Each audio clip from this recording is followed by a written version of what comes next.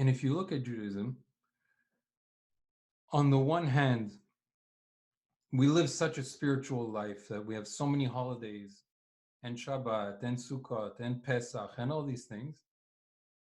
But at the same time, so many of these holidays and Shabbat are filled with eating and drinking wine, and our Sifrei Torah, for example, are covered in gold and in silver, and the synagogues are made beautiful, and we want the nicest Aron HaKodesh, and we want the nicest parochet that covers with the lions and the gold and all this. So on the one hand, we're spiritual, and on the other hand, we're completely material. And some people might look at this and say, it doesn't make any sense. It's like, why are you so material? If you want to connect with Hashem, why is it that you have such an obsession with gold? If you look at the laws pertaining to building the ark and building the temple, it's all, how much gold goes into here and how much copper was used to make this, and then silk, and then more gold, and then this covered in gold with wood, and covered in gold, and wood inside gold, and covered in more gold, and everything like this. And it's like, why did Hashem need all this? Why do you need to tell us that we need to measure this and cover this with gold? And he doesn't have enough of other nations offering him, not offering him necessarily, but making gold statues and all these things. So there's obviously something to learn from that.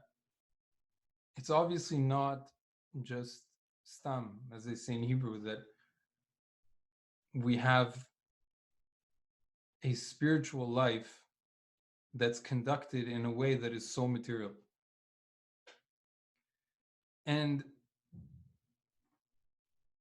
the reason is that we are spirits in a material world. There's a song that's spirits. I can't remember which song that is, but it's spirits in a material world. It's true, we're spirits in a material world. And so in order for us to reach spiritual enlightenment, in order for us to connect with Hashem and to connect with the spiritual, and even more than that, our whole purpose in this world, the whole reason why we're here, is in order to overcome this very challenge. For us to live in the material and to have to choose between taking the material for material and just chasing after that, or finding all the material in the world and finding a way to channel that material in a spiritual way.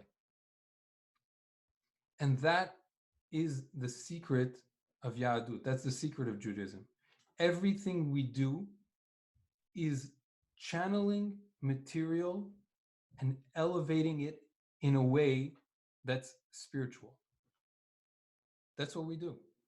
The Bet HaMikdash, the temple, was all about that. It was all about material, the most precious material that there is in the world, all the gold and silver and copper and silk and all the most beautiful things, but to take the beautiful things and to elevate them to a spiritual level, and not to connect with them just on a material level and to want gold because it's nice, or to want gold because it's gold and it's valuable, but to want gold because you can use it and use it for a spiritual purpose.